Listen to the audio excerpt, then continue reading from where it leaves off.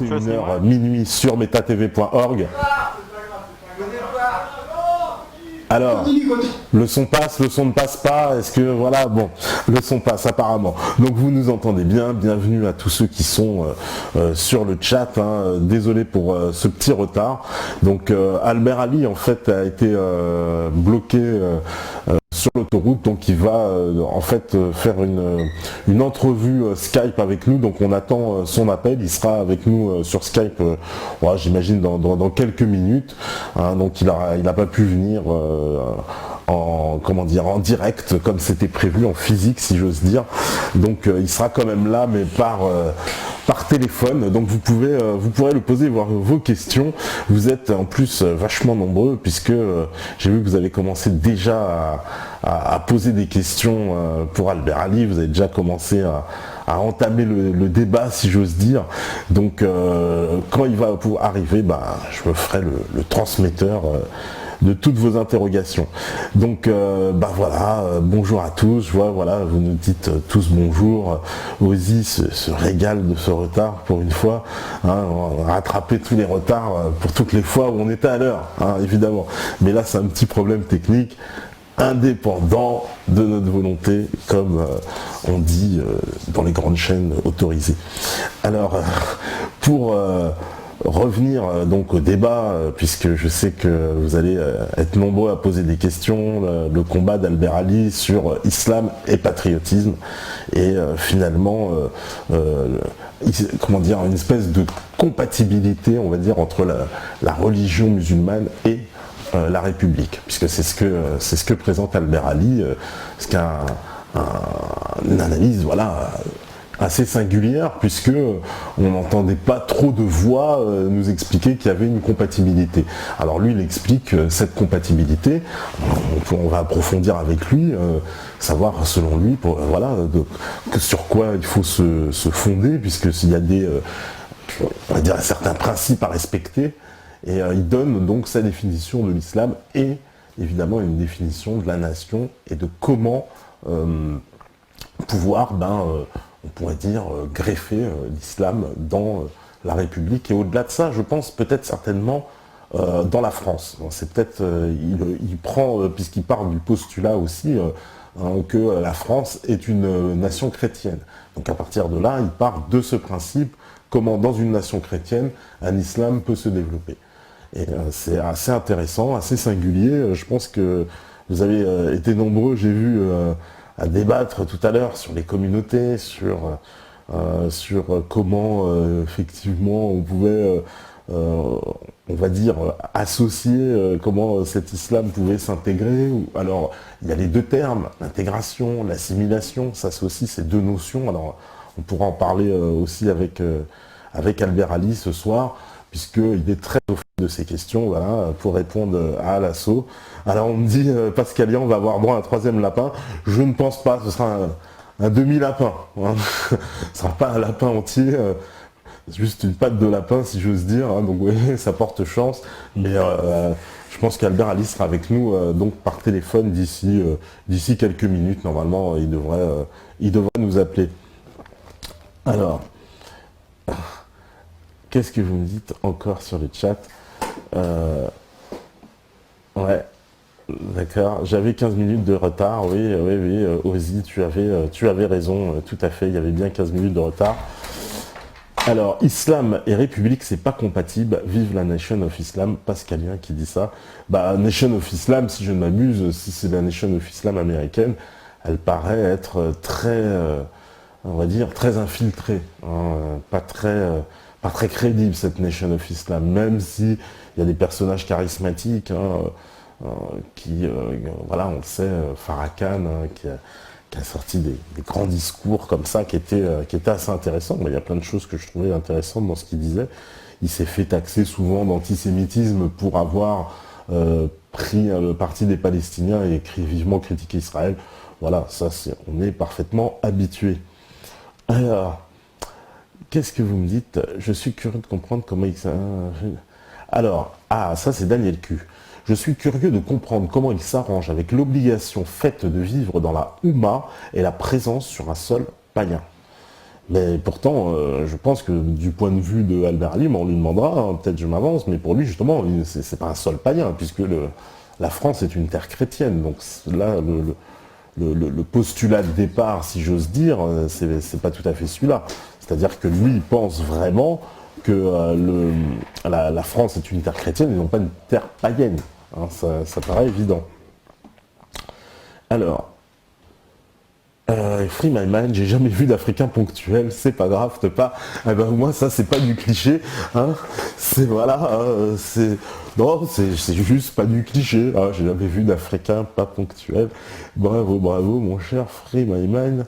Alors, Pipo nous dit Albert ne parle pas de république mais de nation, tout à fait, il parle de nation, effectivement, je rectifie, le sens des mots est tellement important, donc effectivement il parle bien de nation. Voilà, est-ce que l'islam est compatible avec la nation française?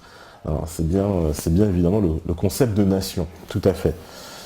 Alors, pourquoi est-ce que Chalgoumi, sur tous les médias, il prépare encore un livre, on voit jamais les musulmans du type Albert Ali ou Kamel Béchik? Évidemment, ça c'est Heisenberg qui dit ça, entièrement d'accord. C'est pour ça que je parlais de la singularité du discours d'Albert Ali, qui n'est pas très mis en avant. On cherche effectivement à nous montrer des musulmans qui se soumettent à une forme d'obligation de reconnaître, vous savez, les grands postulats de départ, hein, puisque Chalgoumi, lui, il admet tout, lui. Alors, il admet le sionisme, l'économie de marché, le néolibéral, même la théorie du genre, ça ne le choque pas. Enfin, vous voyez, il admet tout, voilà, on veut des gens absolument lisses, hein, absolument sans aucun fondement, parce que on voit bien que ce personnage-là n'a absolument aucune vision politique.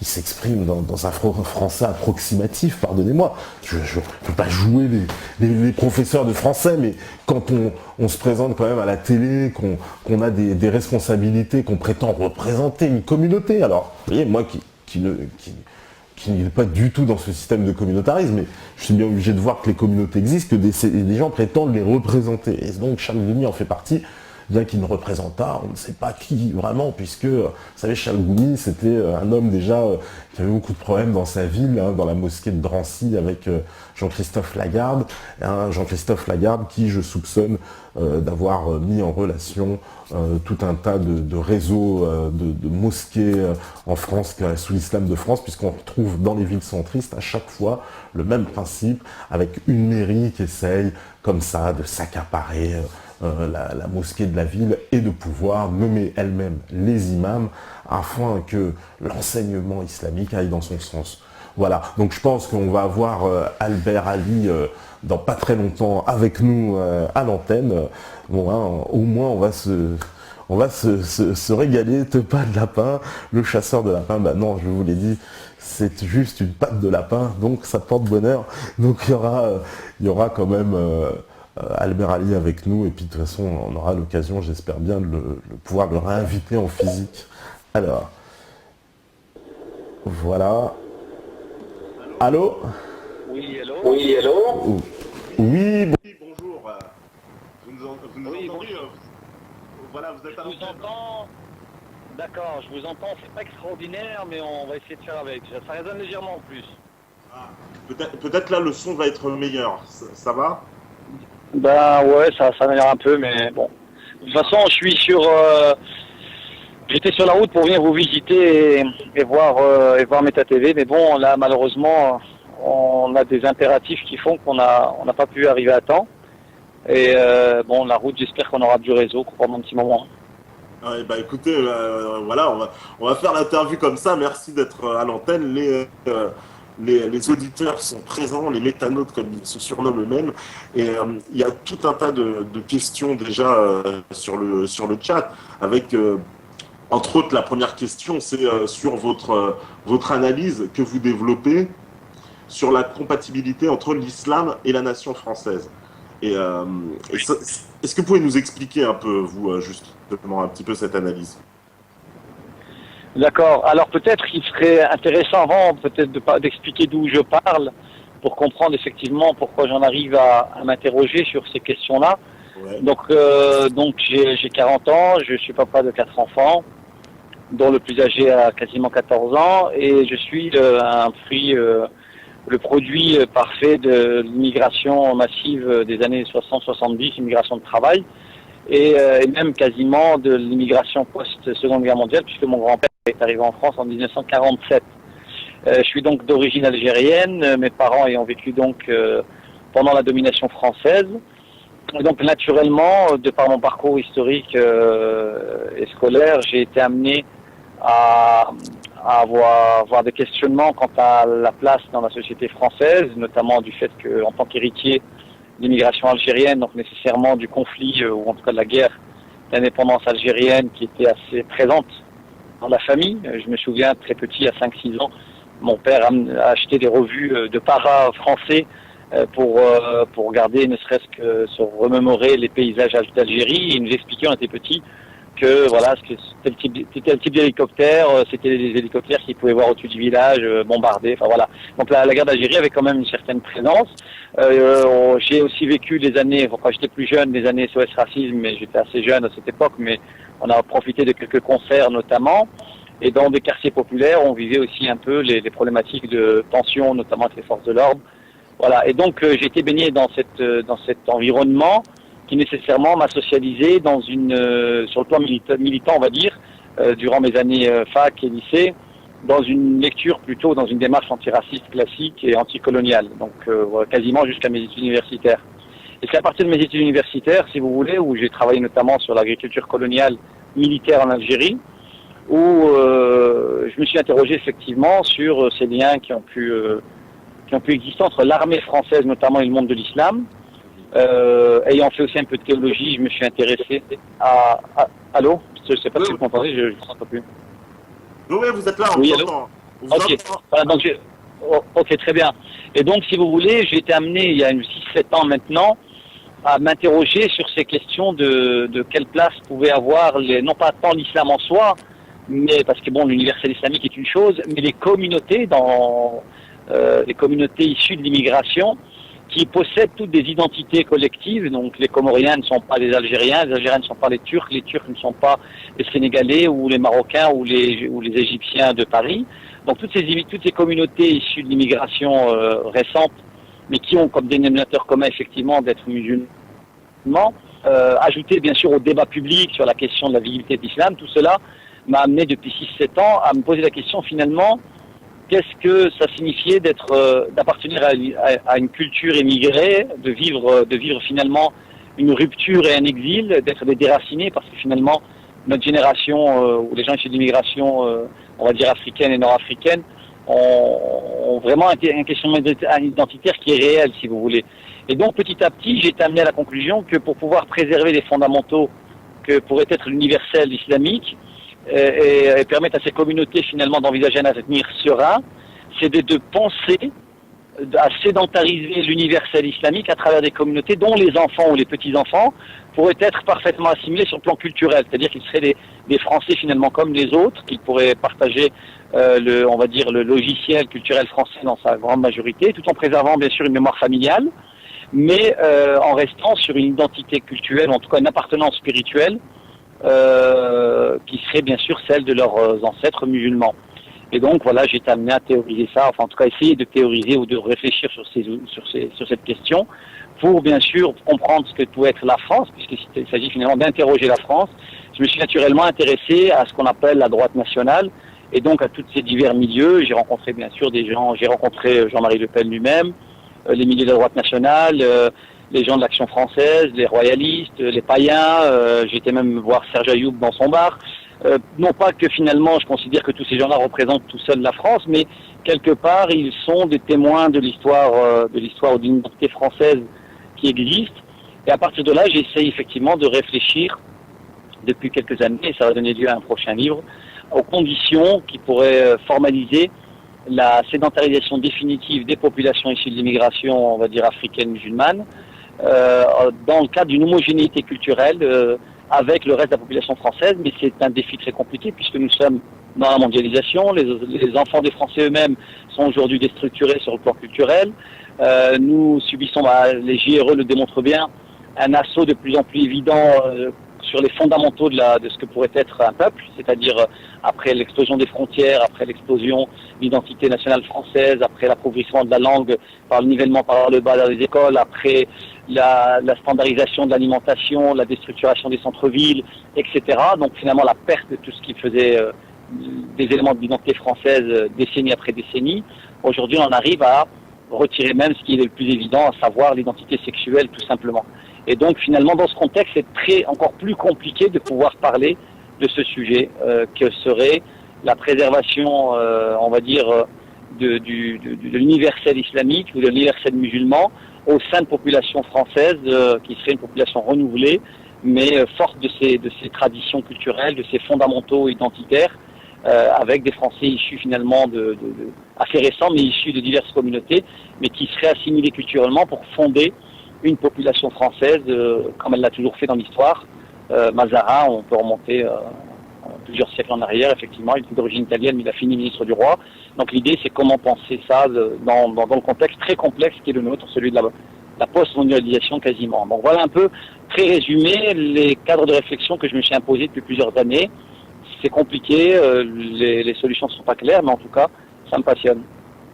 D'accord, parce que justement, là, il y a beaucoup de jeunes qui sont dans le cas que vous décrivez, c'est-à-dire cette génération d'enfants qu'on dit immigrés, mais qui ne sont pas vraiment immigrés, puisqu'il s'agit des fois de deuxième ou de troisième génération, et pourtant on sent qu'il y a un problème. Alors, juste, est-ce que vous pouvez me dire, c'est quoi la différence entre justement l'assimilation et l'intégration, selon vous?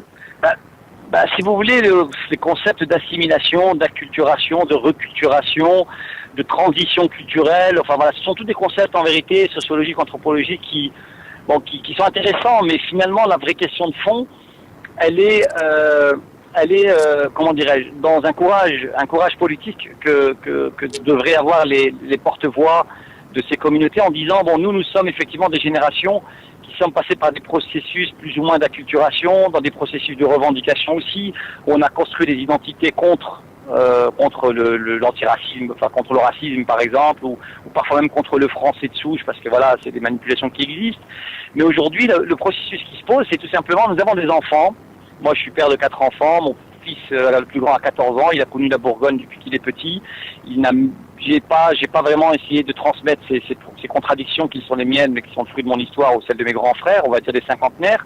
Et finalement, avec les enfants qui sont d'un certain âge, qui sont petits, ces problématiques ne se posent pas. C'est-à-dire que se poser la question de comment on va socialiser un enfant, qu'il soit issu d'immigration ou pas, aujourd'hui à l'heure du mondialisme, c'est une question très simple, c'est de se dire finalement entre Français de différentes origines, quel que soit notre niveau d'allégeance, d'appartenance, d'appréciation de ce que pourrait être français, c'est comment allons-nous éduquer ces enfants, comment allons-nous les faire grandir dans un système de valeurs, dans une langue, dans une culture, dans une représentation du monde, en préservant les fondamentaux de leur foi pour ceux qui souhaitent effectivement rester attachés à la foi musulmane, qui est un universel compatible avec toutes les cultures du monde, puisque c'est l'histoire qui le démontre.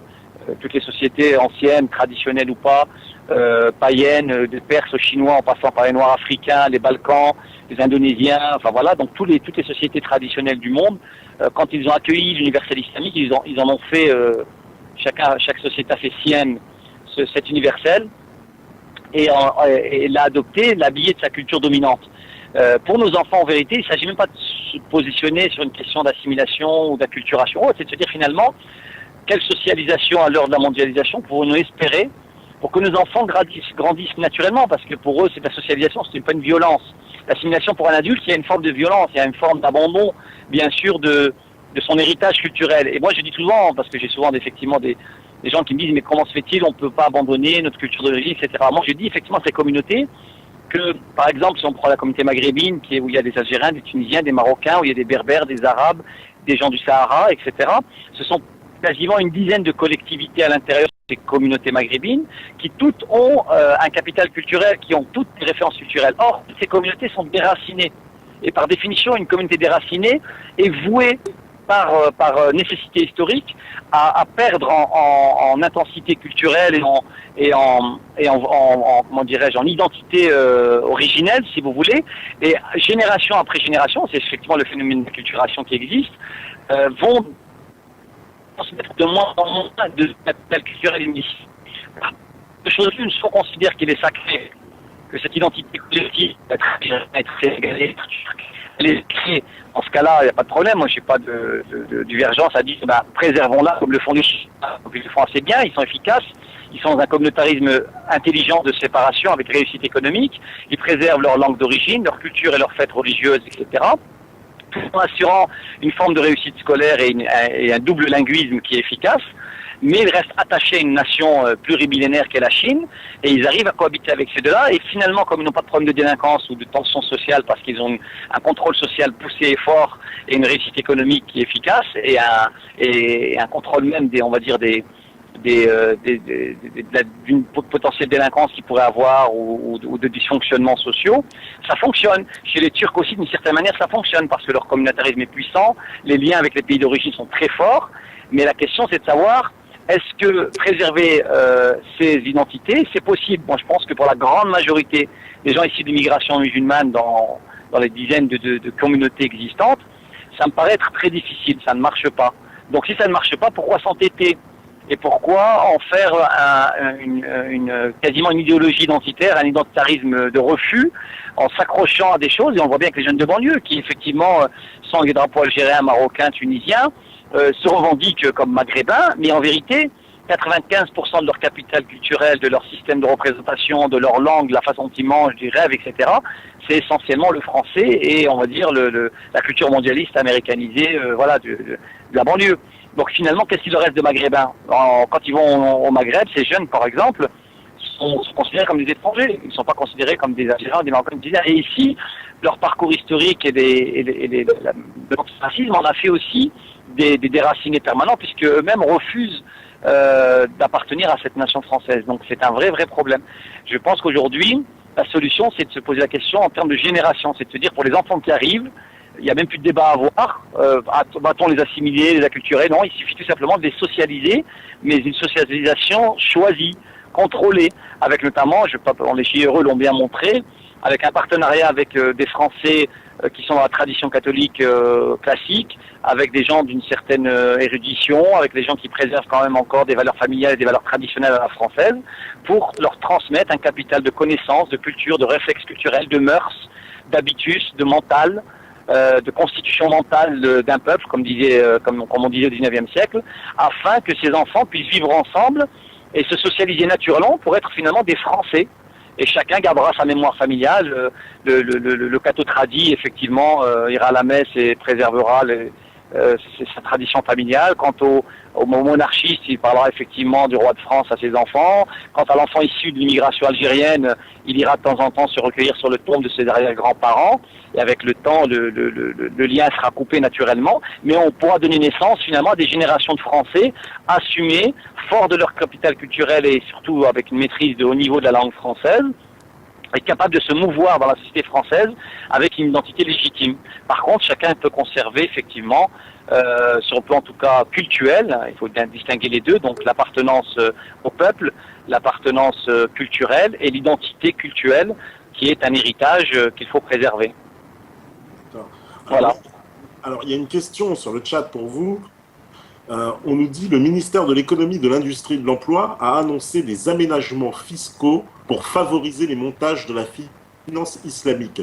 Ne pensez-vous pas qu'il y aura dans le futur un islam de façade, un nouvel ordre mondial islamique tenu par des élites corrompues? Écoutez, moi je voyage beaucoup dans les pays musulmans, je connais notamment assez bien l'Égypte, et effectivement je constate, on peut le voir de façon assez visible, une accélération qui est assez étonnante de la culture mondialiste, ou en tout cas des modèles de vie, on va dire, issus du mondialisme, à savoir que ce soit sur le plan économique et social, comme vestimentaire, comme alimentaire, on voit dans ces pays-là des comportements qui correspondent totalement à ça, c'est-à-dire que les gens sont dans des modes alimentaires qui sont où ils perdent leur tradition culinaire et mangent du fast-food, que sur le plan effectivement des finances, on essaye la finance tout court. Déjà, c'est une vraie question dans la terminologie musulmane. Est-ce que finalement la monnaie papier et la monnaie électronique a une valeur? On sait que dans la tradition musulmane classique, c'est assez contradictoire. Alors la finance islamique, c'est une tentative de dire que dans le système dominant aujourd'hui monétaire tel qu'il est après post-Bretton Woods et post-accords financiers mondiaux après la Seconde Guerre mondiale, eh bien on essaie effectivement de les aménager, mais aujourd'hui le monde musulman qui pourrait effectivement constituer une forme de résistance, mais qui à mon sens est dans une décadence depuis plusieurs siècles maintenant, résiste parce qu'il reste une espèce d'énergie cinétique spirituelle et de valeurs traditionnelles qui permet encore à ces sociétés, malgré la déflagration sociale et économique dans laquelle ils sont, permet de résister à peu près, mais je pense qu'effectivement, à travers ces concepts de finance islamique, à travers, vous savez, aujourd'hui, vous allez à la Mecque, vous avez un McDo. Les lieux saints d'islam eux-mêmes aujourd'hui subissent de plein fouet cette forme de mondialisation urbaine, notamment avec des centres commerciaux qui sont monstrueux. Dans toute l'histoire musulmane, il n'y a jamais eu un bâtiment plus haut que la Kaaba et la grande maison cubique de la Mecque, par respect bien sûr pour le culte du pèlerinage. Et pendant jusqu'à quasiment le XXe siècle, on n'a jamais eu de bâtiment plus haut que la Kaaba parce qu'elle se voyait de loin. Aujourd'hui, quand vous prenez une photo des nouveaux aménagements urbains comment dirais-je, du lieu sacré de la Mecque, c'est incroyable. Je veux dire, ça ressemble totalement à une mégalopole occidentale, avec en plus Big Ben, avec la plus grande horloge du monde, qui est une copie de Big Ben, avec des symboles qui sont assez choquants et assez, pour les gens férus de tout ce qui concerne aujourd'hui la culture mondialiste et tout ce qui concerne les réseaux occultes. C'est assez surprenant de voir un tel objet architectural au cœur de la Mecque. Donc effectivement, le monde musulman subit aussi la récupération par le marché. Donc on parle de finance islamique, on parle les tenues vestimentaires sont fashion, tout en essayant de respecter on va dire les canons vestimentaires musulmans, mais bon, on est dans des habits fashion complètement à la mode, en essayant de faire combiner et de faire cohabiter des incompatibles. Et effectivement, la science islamique, c'est aussi risque à mon sens aussi, même s'il y a beaucoup de gens sincères qui travaillent dedans et qui essaient de trouver des solutions. Nous sommes toujours dans la même logique, c'est-à-dire qu'à partir du moment où on a accepté les termes du débat, et à partir du moment où on a accepté le vocabulaire de l'ennemi, on peut essayer d'islamiser ou de christianiser ou de franciser n'importe quel concept. À partir du moment où il est issu du modèle dominant, on a déjà perdu. Et la finance, par définition, c'est pas une invention catholique, musulmane ou traditionnelle. Ça reste un outil de fonctionnement moderne. Et par définition, il est déjà entaché de la tare de la modernité. Et donc, l'islamiser, c'est peut-être tout simplement se mettre une balle dans le pied. Ouais, d'accord. Alors, on nous demande aussi si, selon vous, il n'est pas dommage de perdre sa culture au bénéfice d'une autre. Et est-ce qu'il existe des dommages causés par l'assimilation à l'identité culturelle des descendants d'immigrés? C'est à l'assaut. Vous savez, les processus culturels sont compliqués. Il y a ce qu'on appelle, ça a été théorisé dans les années 60 aux États-Unis, notamment par Domergue, ce qu'on appelle le choc culturel. C'est effectivement quand des populations sont déracinées et transplantées dans des sociétés majoritaires, ce qui est le cas effectivement de l'immigration afro-maghrébine, on va dire, globalement, même s'il y a les Turcs, il y a les Asiatiques, etc. Mais bon, je m'intéresse principalement aux Maghrébins et aux Noirs africains, ou en tout cas à l'immigration musulmane, parce que c'est une double identité, c'est à la fois une identité d'origine plus une identité culturelle supplémentaire.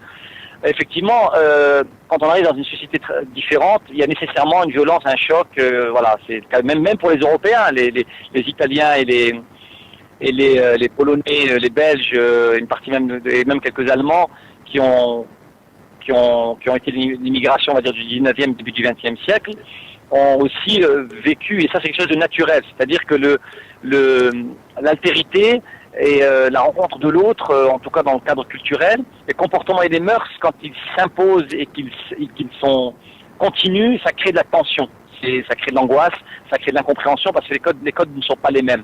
Ça crée à la fois de l'angoisse et de l'incompréhension de la part de la minorité qui vit dans l'espace majoritaire, et l'espace majoritaire lui-même a un sentiment de refus. On le voit avec les Indiens, les Asiatiques présents dans le monde arabe, de la péninsule arabique aujourd'hui, où il y a typiquement des rejets violents, où les gens sont assignés à des fonctions subalternes au niveau du travail, etc. Donc quand on est effectivement dans un espace majoritaire, il y a une vraie question à se poser sur la stratégie de survie ou la stratégie de cohabitation sociale. Donc on peut tout à fait envisager de dire on admet la société multiculturelle et donc chacun doit préserver son identité, etc. Or, même dans les sociétés communautaires, ou communautaristes comme les Anglais, en vérité, ça ne fonctionne pas. Ça se fait toujours au détriment de la culture minoritaire. Pourquoi? Parce que par exemple, un Pakistanais qui vit dans son quartier pakistanais en Angleterre, certes, dans le modèle anglais, il a toute la possibilité d'exprimer son potentiel, etc., en préservant sa culture, et donc à continuer à préserver ses arts culinaires, sa langue, sa tradition, son mode de fonctionnement, et ainsi de suite. Sauf que ce Pakistanais, par exemple, si on compare son vécu culturel, ou en tout cas ses formes de vie sociale, familiale, au sein de la culture pakistanaise, et qu'on la compare à l'évolution des mœurs et de la culture pakistanaise dans son terreau d'origine, on réalise qu'il y a effectivement un différentiel. C'est-à-dire qu'au Pakistan, ça évolue d'une certaine manière, et que les communautés migrées, expatriées, ou en tout cas transplantées ailleurs, évoluent aussi, pas nécessairement en interface. Bon, sauf que là-bas, effectivement, c'est un modèle communautariste qui est différent. Donc ici, effectivement, en se posant cette question, on peut se dire, quelque part, c'est une forme de violence, c'est difficile, abandonner ses cultures, etc. Mais quand je dis, moi, il faut de la cohérence. C'est-à-dire, soit on dit que ces cultures héritées sont sacrées. Moi, à une époque, il y a 10 ans, quand j'étais dans une ligne antiraciste et anticolonialiste, je considérais que la survie culturelle était essentielle, qu'il fallait, à la fois avec l'identité, ou en tout cas l'appartenance culturelle, il fallait sauvegarder les identités culturelles d'origine. Et donc, j'imaginais, moi, à l'époque, à 10 ans, comme je suis d'origine berbère, je voulais créer des musées de la culture, de la tradition berbère, du travail comment on appelle ça, des tapis, etc., de la tapisserie berbère, pour pouvoir enseigner ça aux gamins, etc. Mais finalement, c'est dérisoire. Je veux dire, ce sont des combats qui sont voués par définition à finir à l'échec. Donc, ça veut dire que si on considère que ces cultures sont effectivement sacrées et importantes, dans ce cas-là, il faut les préserver. Mais si on les préserve, il faut être capable de mettre les moyens pour le faire. Or, si on préserve dans chaque groupe immigré ces cultures d'origine, notamment, on va avoir beaucoup de difficultés, mais surtout, on va préserver les clivages. Et aujourd'hui, ces clivages ethno-culturels au sein des communautés musulmanes de France, c'est le principal facteur de division. Aujourd'hui, le dysfonctionnement du CFCM est dû avant tout aux fractures et aux lignes de fracture ethno-culturelles entre Algériens, Marocains, Tunisiens, entre l'Afrique noire, les Comoriens, les Turcs, où chacun joue sa partition en lien avec les pays d'origine. C'est ingouvernable, ingérable, infédérable. C'est pas possible. Donc, qu'est-ce qu'il reste finalement? C'est de se dire que moi, à titre personnel, au niveau familial, ma mémoire familiale est effectivement légitime. J'ai le droit de sauvegarder ce qui me plaît de ma mémoire familiale, mon héritage familial, mon arbre généalogique et le transmettre à mes enfants.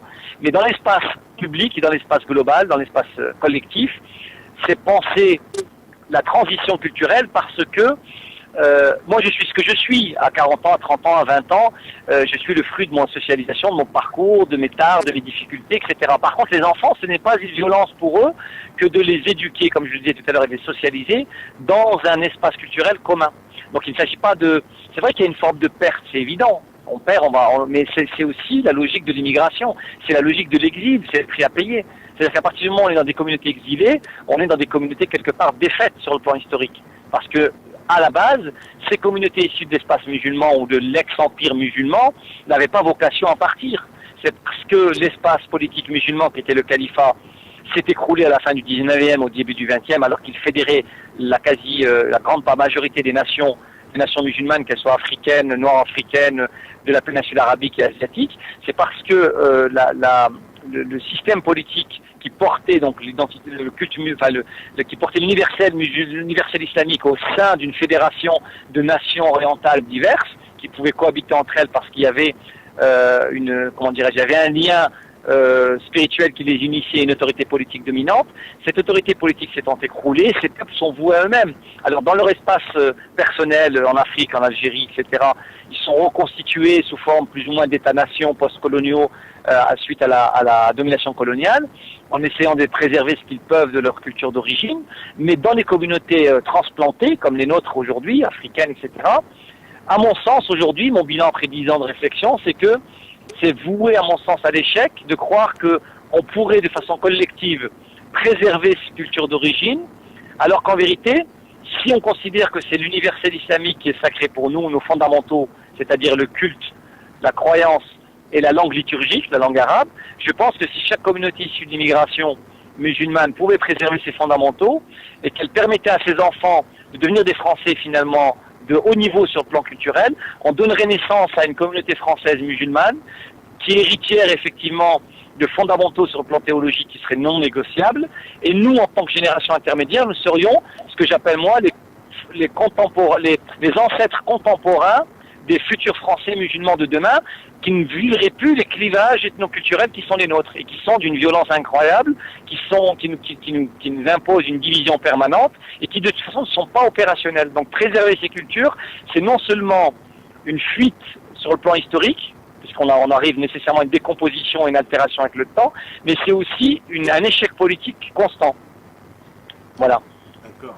Alors, il y a Jacques Ojac qui nous demande, qui dit que finalement, ce problème musulman en France, il dit qu'il a à peu près votre âge, qu'au départ, il n'y avait pas de problème musulman et qu'à partir des années 90, ça correspond à la montée en puissance, selon lui, du fils en Algérie, mais aussi de l'arrivée, comme il dit, des barbus, d'une certaine forme d'un salafisme saoudien.